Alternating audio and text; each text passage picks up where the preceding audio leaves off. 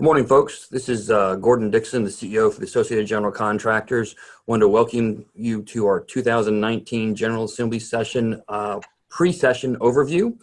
We have a lot of interesting components going on this morning, and we're gratefully appreciative for you all to join us today. Just to let you know that this video webinar is being recorded and will be displayed on our members only section on our website later on next month in January. But we appreciate your time today coming in here. As we go forward today, wanted to let you know that we've got a number of opportunities for us to talk about all kinds of situations that will be beneficial to you all as we go forward. I wanted to introduce you first to our new lobbying team, the folks from McGuire Woods Consulting. We have both Preston Bryant and Chris Nolan, and let me introduce you to them. For some of you all do know them. Those of you who are on a legislative committee know them. Those of you all who haven't may not know them as well. Preston Bryant has over 15 years of experience in government relations, but also the private sector. He actually was a partner for nearly a decade at Hurt and Profit, the Virginia-based civil engineering, surveying, and planning firm that specializes in large-scale residential, commercial, industrial, and industrial developments, as well as transportation facilities out of the Lynchburg area. He also was a Lynchburg City Council member at one point and a delegate representing the city of Lynchburg and Amherst County in the House of Delegates for over a decade. He actually was the House patron for the Virginia's well-known Public-Private Education Act, and I think we're probably going to see a lot more of public-private partnerships going forward in the construction industry. We think this is a great fit to have Preston on with us at this point. Preston also was Secretary of Natural Resources in the cabinet of Governor Tim Kaine and led the state's 6 environmental, recreational, wildlife, and historic resource agencies and a staff of 2,200 individual employees. Chris Nolan is an attorney with McGuire Woods Consulting and has been very active in the legislature, but also in the Attorney General's office. He served for 3 years as the Chief Special Counsel and then Chief Counsel for the Attorney General. In these positions, Chris sat at the intersection of the law, policy, and press. Additionally, he was responsible for heading the Attorney General's legislative efforts, resulting in over 100 pieces of legislation being enacted into law. He also oversaw the official opinion process of the Attorney General, which issued more than 300 formal and informal opinions interpreting state laws for agencies, legislators, and the governor. Chris has also served several other governors in different capacities and has worked with legislators as well as members of Congress on a numerous line of issues. At this point, I'm going to turn it over to, actually before I introduce Preston to kind of kick us off here on some things, I also wanted to just thank our legislative committee. We have a number of folks who are very heavily involved with our legislative components, and they represent all folks from the districts. Bill Goggins from the Peninsula District, Bill Paulette from the Richmond District, Brad Heath from the Central District, Chris Weaver from the Valley District, Chuck McCarthy from the Richmond District, David Turner from the Richmond District, Herschel Keller from the Central District, Jim Harvey from the Tidewater District, Mike Cagle from the Roanoke District, Phil Kirby from the Central District, Dick Abaddon from the Piedmont District, Robert Lee from the Central District, Scott Rooney from the Richmond District, Rudy Middleton from the Tidewater District, Spencer Wiegard from the Roanoke District, and Kerry Wurtzel from the Richmond District. If you're listening and have an interest in getting involved in our legislative committee, please reach out to me and let us know, and we'll be glad to work you into our process. At this point, I'd like to turn it over to Preston and kind of go forward from there. Preston? Thank you, Gordon, very much. And Gordon, just mechanically, you will advance the slides, is that correct? Yes, I will do that. All right. So I guess go to slide number 4. One more. Yep. So this is what we're going to talk about a little bit. First of all, before I say anything, let me say to everyone and to Gordon how pleased McGuire Woods Consulting is to be up with AGC, this new partnership. Chris and I bring legislative and executive branch experience, and we've been involved in your industry and your issues, and so we look forward to this terrific partnership in this upcoming session. So in this session, you can see on the slide what we want to talk about during this webinar. Next slide. Give it just a second. Yep. Yep. So Virginia, as many of you know, we have effectively a kind of a 2-year budget cycle and a kind of a 2-year legislative. No, you're not bothering me. I'm on a short conference call for the agency.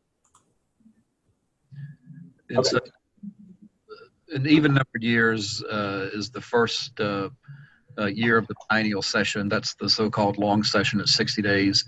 And the odd number years, like 2019, is the short session, and it's 46 days. So this year it starts January 9th, and it's scheduled to end February 23rd. And in years past, the legislature has sometimes gone beyond its scheduled end date, but we hope that they will revert back to normal practice and end on time.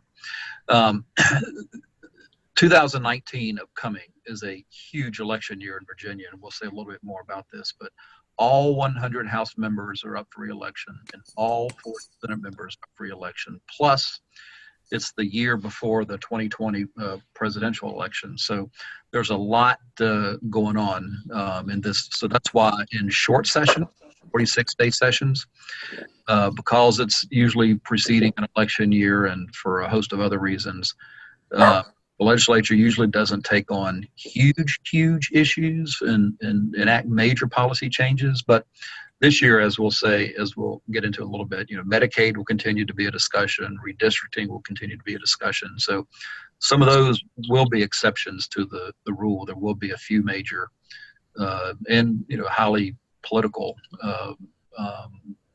items to be taken up. For the most part, the session will focus on budget issues, which we'll get into in a few slides. Next slide. Yeah.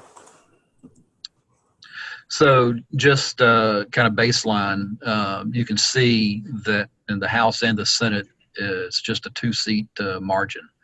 There are 51 House Republicans in the 100-member House, and 21 Republicans in the 40-member Senate. So everything is hanging by a thread in terms of who controls. 2017 was a big election year, at least in the House, where 15, 16, 17, go back a slide, 17, I think, Democratic House members were brought in a wave. And so that really evened things out in the House. So 2019, again, all House members and all Senate seats are up, all 140 across the General Assembly. So it's for all the marbles. And so we're all looking how the current national political environment, the most recent 2018 statewide elections where Tim Kaine won, we're all looking at those election results and assessing the current political environment for any prognostications or harbingers for what we can expect in 2019. And of course, on the last bullet, because it is an election year where all General Assembly members are up and preceding a presidential election year, so meaning people will be looking at Virginia to get any clues for 2020, we can expect some serious political fundraising and a lot of outside money to be coming into Virginia. Next slide. So you want me to take this one? Yep, please. Chris Nolan can pick it up from here. Yeah, so as Preston has indicated, the short session will be dominated by amendments to the biennial budget, and the governor will offer his amendments tomorrow, in fact, and Preston's going to talk about that in the next slide with a preview. But in order to really get a feel for what this legislative session will be like, it's important to understand where things stand from a revenue viewpoint. And we just, not that long ago finished out fiscal year 2018 with a budget surplus of about $500 million. And don't let anyone believe that we're flush with money in Virginia, because the way our budgeting process works is that when you have surpluses like this, there are various savings accounts, if you will, or funds that money goes into. The Water Quality Improvement Fund being one, the Rainy Day Fund, there's a mandatory deposit relative to that. And then also the General Assembly funded a special reserve account, which is basically a mini rainy day fund. And they did that in order to satisfy the bond rating agencies that Virginia was prepared to weather any future economic downturn. And the concern was that there had been this drawdown of the rainy day fund when it really wasn't pouring outside, so to speak. So they created the special reserve account. So I would anticipate that you're going to see more funds being deposited into that in this next set of budget amendments. But with regard to some of the issues facing the General Assembly, the big one is tax conformity, and Virginia's conforming its tax code to the recently passed Tax Cuts and Jobs Act. And the implication of that federal tax package is that Virginia typically conforms its tax code to the federal tax code. And the oddity this time, though, is that in doing so, it will produce an additional $500 million and then eventually up to $1 billion of new monies coming into the Commonwealth. And Governor Northam generally wants to use that money for a variety of investments, along with making the earned income tax credit refundable. While the General Assembly, the Republicans in the House anyway, want to target any type of tax relief to the middle class. So the General Assembly has this policy decision to make of, in conformity, they're really voting to increase taxes. So typically conformity is not a political issue, it just happens. But because of the way the tax structure was changed at the federal level, this is going to produce more revenue. So now you have a policy decision. And the concern is that the longer it takes in January and February to figure this out, that freezes people out from filing their state tax returns at the same time that they normally would file their federal returns.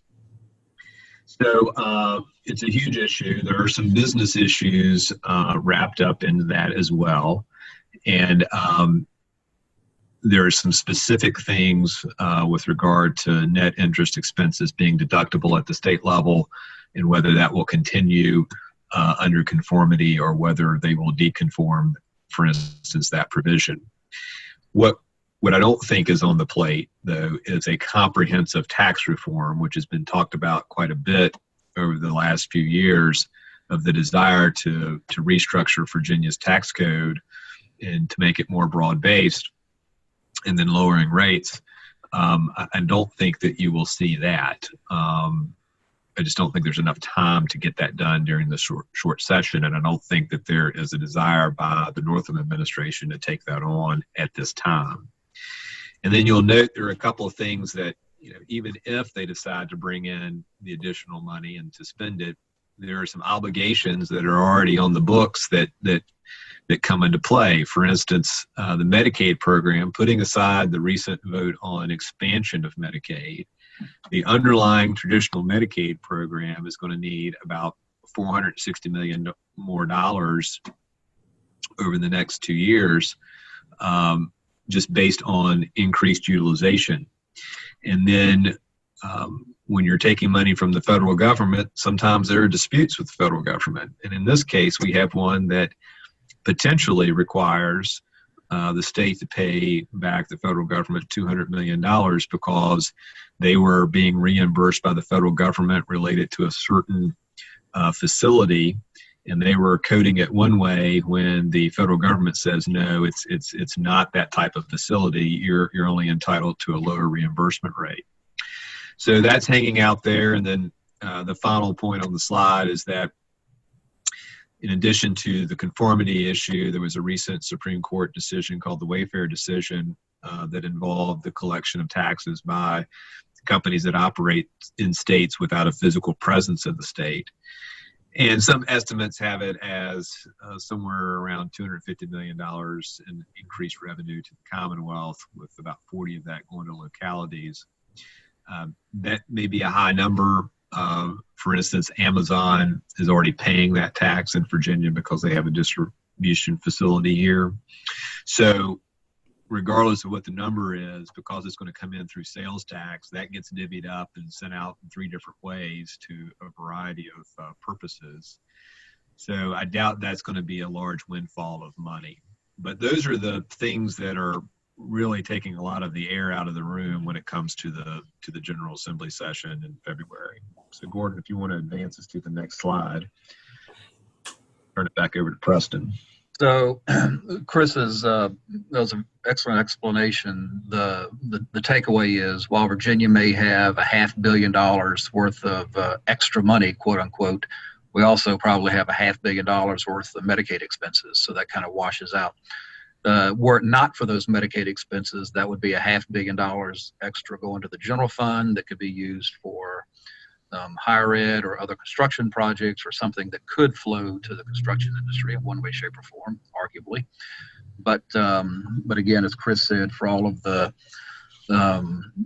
apparent extra money we have, we really don't have a lot of extra money because Medicaid is a big issue. So every mid-December, and this means tomorrow, on December 18th, the governor will go before the House Appropriations Committee, the House Finance Committee, and the Senate Finance Committee, all of which obviously are budget related committees, and he will propose to the legislature. He'll do the big reveal, where he will propose to the legislature, in this case, what his proposed amendments are to the existing 2-year budget.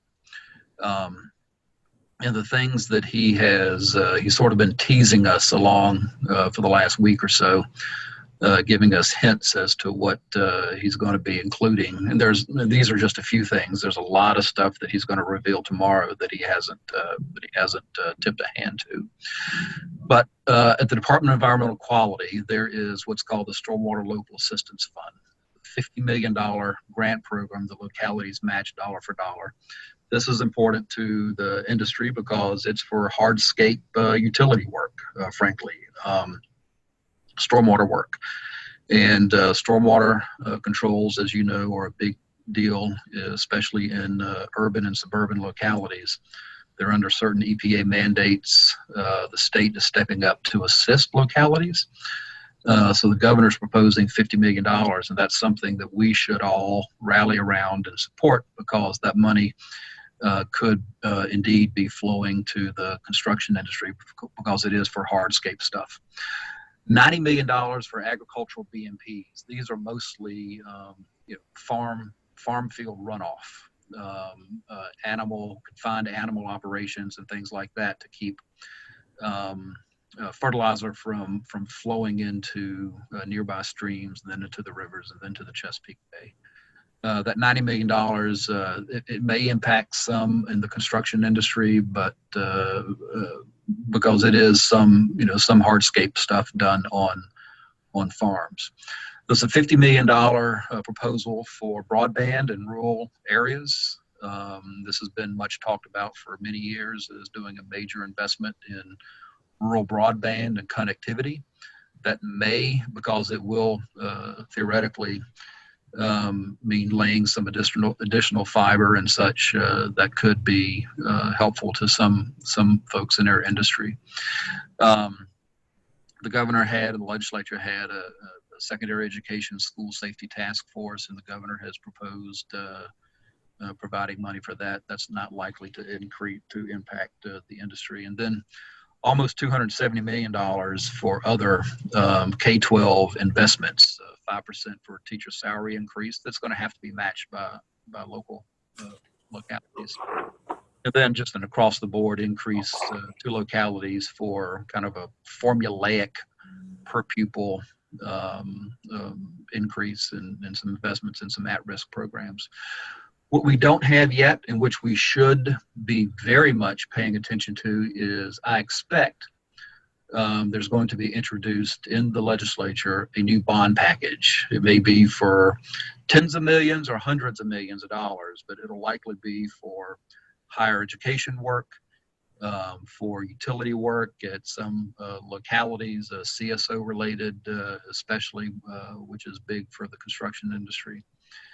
So we really need to pay attention to any bond package that could be announced tomorrow. A bond package would not typically be in the budget, but it would be a separate piece of legislation. So we may not see that until early January, perhaps. Next slide.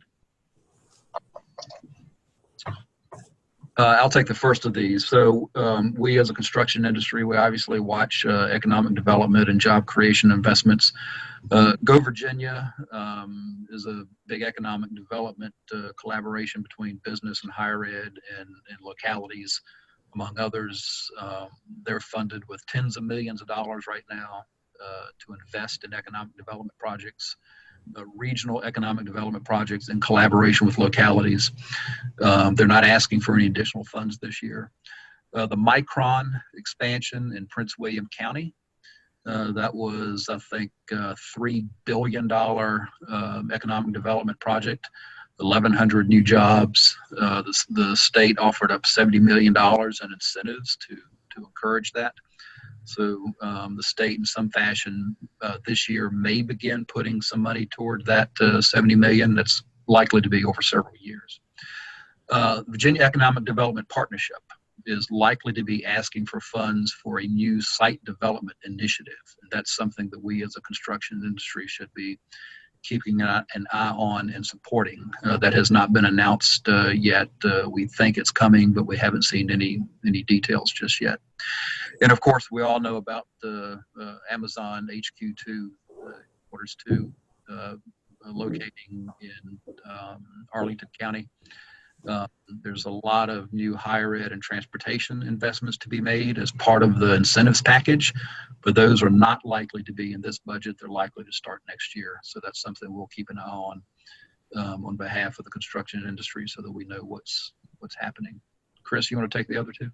Yeah, so we wanted to put down these other two, while not directly related to you, they do impact sort of the general tenor of the General Assembly, and that is, as Preston alluded to, there's 2019, all 140 members of the General Assembly are up for election, and currently there's a case pending at the U.S. Supreme Court that challenges 11 House of Delegates districts, the majority of which are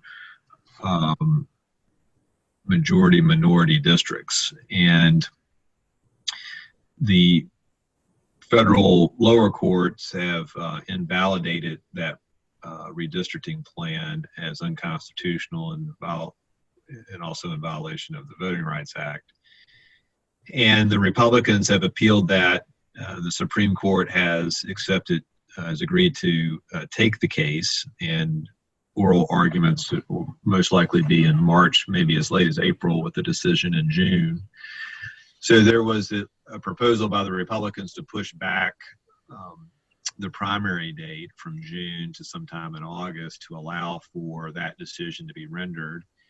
And if it upholds the lower court's decision, then you may have new districts coming into existence in May with primaries in June, which makes it kind of hard for people to get out and effectively campaign if they're not sure what district they're going to be in.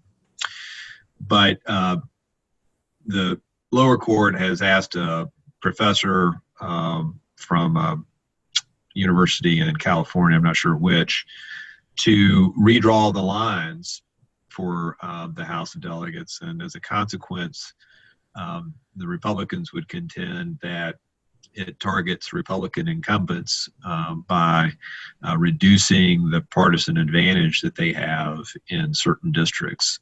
And conventional wisdom being that if that plan were adopted or something similar by the court, then the Democrats would have the upper hand in the 2019 elections. So that will be hanging over the General Assembly, and while there may or may not be legislation on it, it is something that will factor into how people approach allowing certain bills to go forward. Finally, with Medicaid expansion, we just note that since we just voted to expand earlier this year, there's an implementation phase.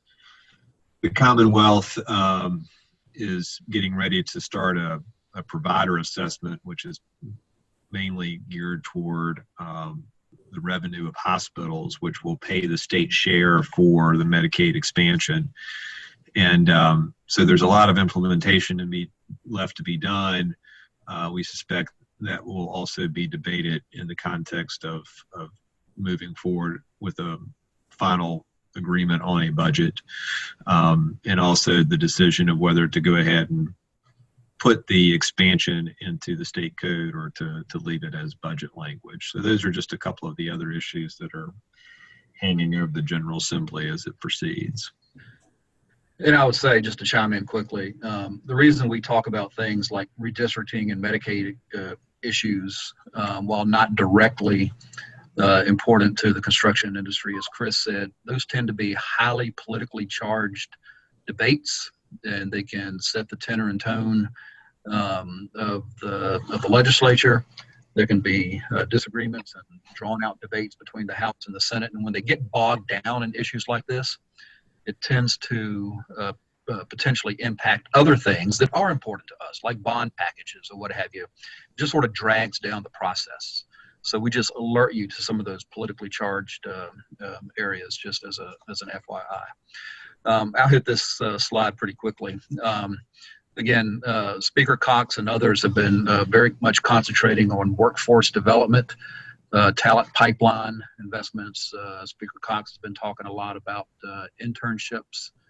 All of those, of course, are very important to the construction industry. We support a lot of the investments in these areas, especially as they refer to jobs that are important to our industry and your companies. Again, we're looking for a bond package that'll have some infrastructure investments in it as well to higher ed. For the first time in a long time, there is some somewhat serious discussion, maybe. I think that remains to be seen about the state putting in money in secondary education, that is construction money. The state does put in money to localities to help with instruction-related purposes. The state typically does not invest in money in school construction. That is always seen as a local government responsibility because local governments own the schools, not the state. But there's a lot of discussion and studies going on these days about the growing rural and urban divide in terms of who's got great school systems and school facilities and who doesn't. And is it fair? And so there's some talk about a bond referendum being put out there for people to vote on to determine, should the state be spending money on school construction as opposed to leaving it just with the localities. So that'll be an interesting debate to watch. Senator Stanley of Franklin County is chair of the Senate Local Government Committee, and he has been the principal person kind of rallying around this idea of the state investing in school construction. And recently, Mayor Stoney, mayor of the city of Richmond, has been rallying other localities to support this type of initiative. Next slide. So we want to end by talking about some construction industry specific issues. And these are some of the ones that we have on the list that we'll be talking about in subsequent slides. Next slide. So Chris, you want to say a word? And then Gordon, we'd like for you to jump in on some of these as well, because we know Gordon has been having recent discussions with some of the parties that are involved in each of these issues. Yeah, Preston, just real quick. I think most people on the call are aware of the statute of limitations issue, and that there was a bill last session that would have addressed that. It did not move forward. So in working with AGC has taken up the mantle of trying to get this bill across the line this coming session, and really to address the situation where you're responsible for the latent defects in a project for time immemorial, right? And what we want to do is establish some type of reasonable time period when you're no longer on the hook for things that go wrong after a certain period of time, and establish something that's reasonable that the parties can have certainty with, and that bidders can price into their bids. And so far, 2 patrons have been identified, and I think they're some of the best patrons that you could possibly get at this point, with Senator Norman, who's the Republican majority leader in the Senate, and Terry Kilgore, who's the chairman of House Commerce and Labor, but also probably the most senior person on the Courts Committee at this point.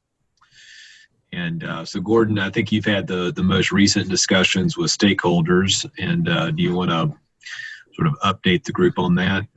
Sure. Chris and Preston, thank you very much for that. Great information. As they said, that our key patrons this year are Senator Tommy Norman and Delegate Terry Kilgore. One of the things that both Chris and Preston have been alluding to is that we are probably anticipating a significant change of legislators come next year.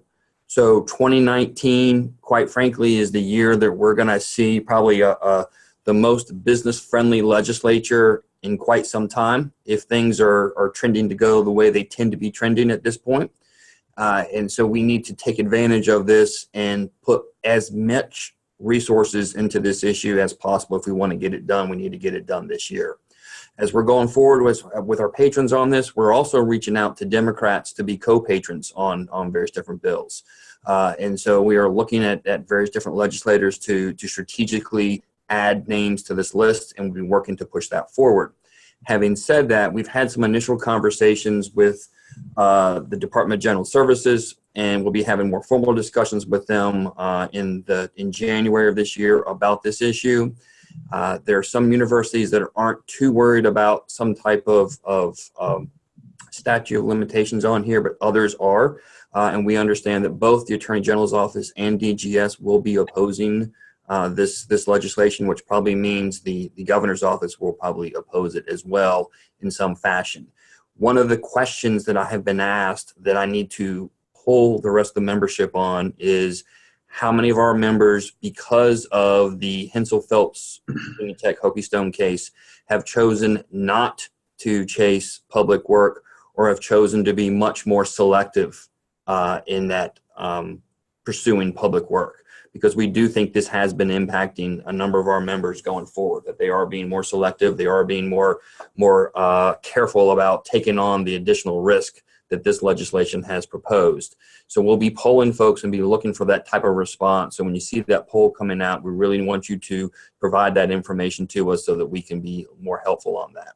We'll be working with, as Chris alluded, with ABC on this. This is an issue that we've reached across the aisle with them on to partner with. So we'll be working with them on this and trying to bring other organizations in as well on this. Several different groups we don't normally consider bringing in: NAWIC, National Association of Women in Construction, the Hispanic Chamber of Commerce, and some other groups as well to get them to be plugged in on this as well.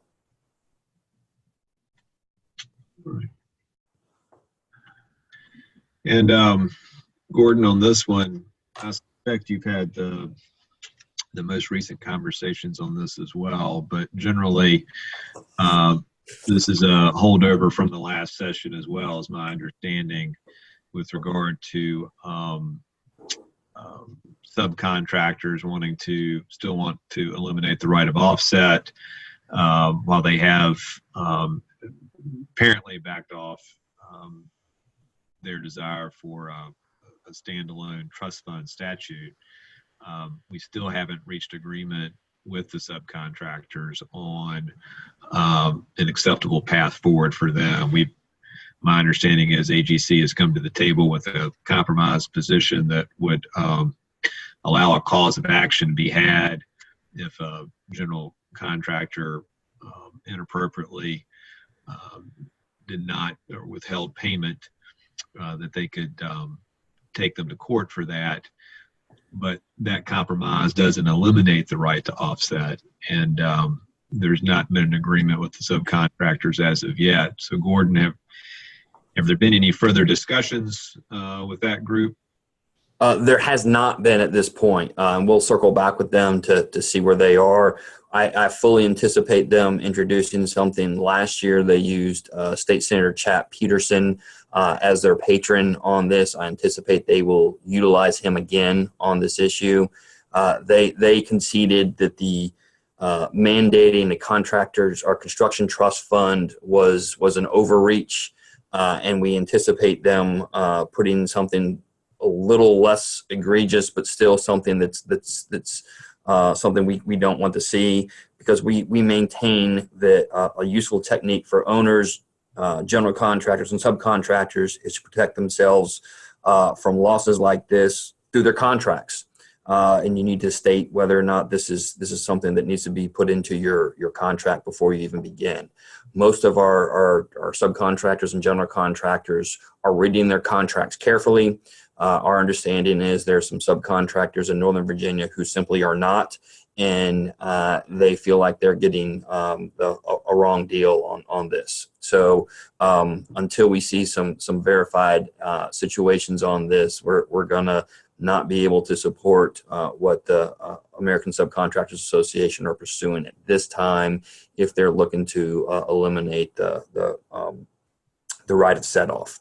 So we'll continue to monitor that as it goes along and see what happens on that. So that's what I have on it at this point.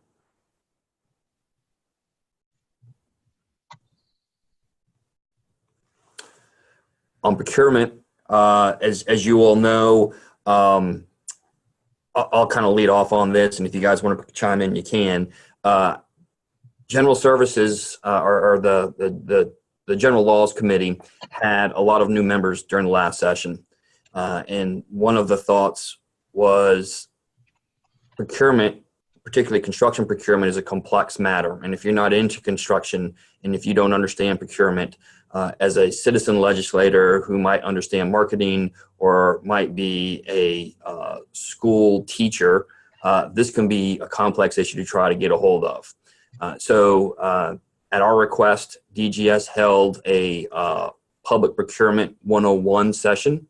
Once the House said they were going to do it, the Senate General Laws Committee said they want to do that as well. And the Department of General Services gave a 4-hour information session on procurement. And it was everything from procurement, the history of it, the current process, and it led to the compromise that was issued in 2017 session. As you all know, in that 2017 session compromise, there was DGS is supposed to monitor, and there's on their website, you can see a list of all the current procurement construction projects and the methods. And there's supposed to be an annual report. The first report is supposed to come out any day at this point. It was due to Department of General Services in November, so they're reviewing that data and issuing that report soon. One of the proposals the Department of General Services has brought to us was to ask us if we had a problem with an increase of the current $10 million threshold on local government projects, which currently it says projects above 10 million could be considered for CM at risk. Below that, they cannot use CM at risk as an option on that. So we anticipate some type of change on that. We had told DGS at that time that a $10 million threshold increase, we've got members who aren't necessarily in favor of that, and we have members who are in support of that. So we would probably be neutral on an increase of changing that threshold amount based on what that may be. Yet to be determined. Until we know exactly what that is, we can't commit to one thing or another. We also expect, there has been discussion about changing the definition of a complex project. And you'll see on this slide, this is a newly created definition of what a complex project is. It was part of the compromise that came out in 2017 to specify what a complex project is. And we'll wait and see if there are any changes on the definition of a complex as it moves forward. But we do anticipate some kind of changes on that as we go along. So the rationale to change the threshold on the $10 million level is that there is a cost of inflation over the years, index for inflation that it should go up. My understanding is the $10 million threshold was established in the late 1980s. So it has been around for quite some time, and we will wait to see what kind of information that comes out of that going forward. We'll be meeting with the Department of General Services just prior to session on this as well, just to see where they're going with it at this point. But that's Hey, Gordon. I have on it. Yes, Preston. This is Preston. Quick question. This is the discussion is a $10 million boost to the $10 million threshold for local government projects. What is the status of any discussions on boosting the threshold for state projects? I have not heard any discussion about that at this point. Right. But everything's probably on the table one way or the other. Right. And it's my understanding a lot of, well, I won't say a lot, a number of folks just don't want, in the construction industry, just don't want anything to change right now. They like to keep things as it is while the Department of General Services is still gathering a couple of years worth of data on just how CM at risk is being used, the types of projects, where projects have gotten waivers. They're just trying to get all that data. So a lot of folks would just like to keep things status quo, at least for another year. Preston, that's a great point. And the annual report that's coming out, this is only related to state projects, so state agencies, state universities, community colleges. It does not include any procurement at the local government level. And that is one of the things that Director Joe D'Amico had told the two legislative bodies during his session, is that he's not, the way it is right now, he doesn't have a way of collecting data on what local government projects are doing unless they submit it themselves to him, which isn't currently what's going on. We do anticipate several pieces of legislation as a result of this info session. We're just waiting to see what particular pieces come out and in what direction they're going to go into. Anything else on that, guys? Not for me. Okay. So the Virginia Jobs Act, another key component, wanted to bring this issue back up because the AFL-CIO has come to us just recently to talk about this, what they call the Virginia Jobs Act bill. This bill was introduced by State Senator Marsden out of Northern Virginia last year, and it basically requires the hiring of quote-unquote local labor on all public procurement or public projects. Local labor is described in this bill as anyone who resides within Virginia, or right now the legislation is written at 75 miles of the Virginia border. It'll be reduced down to 50 miles of the Virginia border. So it's all the border localities around North Carolina, West Virginia, Maryland, a little bit of Tennessee, and a little bit of Kentucky. This bill was opposed along party lines in the Senate, in the committee. I think it died on an 8-6 vote to kill it on the first day of session. But it's another one of those issues that's going to be coming back.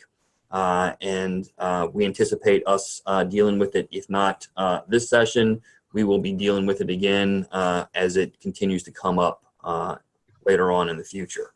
It's another one of our issues that we've got to continue to monitor to stay on top of to see where it's going. As we told the committee last year, our members like to hire locally. They like to work with people that they know. They like to work with firms that they know. The way that the current workforce situation is, it makes it that much more difficult for us to find folks locally. It would be required by the Virginia Employment Commission to monitor this as well as the Department of Labor and Industry. You would have to submit your local contractors and the employees on those jobs to those agencies as it moves forward.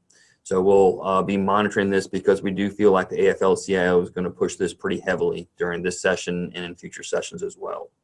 And Senator Marsden it's already in the hopper. He's already introduced it this year, so we will be expecting to deal with it. Yeah. Okay. Folks, those are the main issues that we see as key components that are coming up during the session this year. We wanted to see if there are any particular issues that you all may have that you may want to ask us now. This is a great opportunity for us to talk to the legislature. If you have a question, just feel forward to say something, and then we'll go forward from there.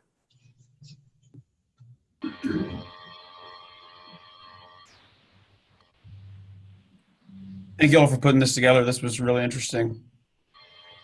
Certainly, we appreciate it. In the meantime, if you all have other questions, whether you want to ask now or later, feel free to shoot myself an email, shoot Chris an email, shoot Preston an email, give us a call. We'll be monitoring this. The legislative committee will be actively involved with this starting in early January. We'll be gearing that up and meeting on a regular basis via conference call to discuss issues. And we want your input on these issues as we go forward. Have we thought Gordon, I had one question. Had we thought and started our conversation about finding additional funding for Build Your Future or et cetera like that? Great question. That issue has not been brought up just yet. I will segue in that segues into two things I wanted to housekeeping issues. We have our winter convention coming up in early January. It's going to be at the Greenbrier this year. We have a rather large contingent already. Over 480 people have already signed up for this. Early bird registration ends this Friday. During that winter conference, we've got McGuire Woods will be there to give us a legislative update, but we also are going to have an update from our federal AGC America staff. They're going to be there as well. And in addition, Megan Healy will be attending as well. Megan Healy is the governor's workforce services liaison, and she has a workforce services advisory committee that has an AGC member, an AGC staff person that are serving on that advisory committee, as well as some shipbuilders and some manufacturers. And so we are going to be proposing to that group that they look at funding for workforce services going forward. We don't anticipate anything specific coming in this year in the 2019 session. We don't have enough data collected yet to present that, but we hope to have something on that in the near future. So be on the lookout for that as we move forward. The second little piece of news I want to remind you all about, in February, we will be holding another joint ACE forum. That's with the architects, contractors, and engineers. And this year, we're working with local government organizations talking about upcoming procurement projects.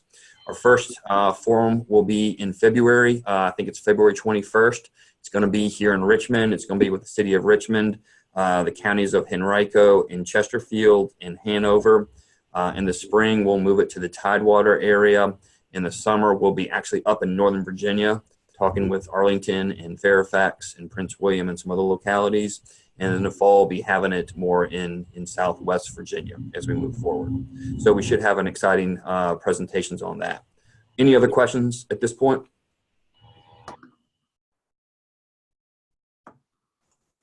If not, hopefully you all have a great day, great week. As my son reminded me, I think you have 8 days until Christmas. So if you haven't done your shopping, make sure you get it done soon.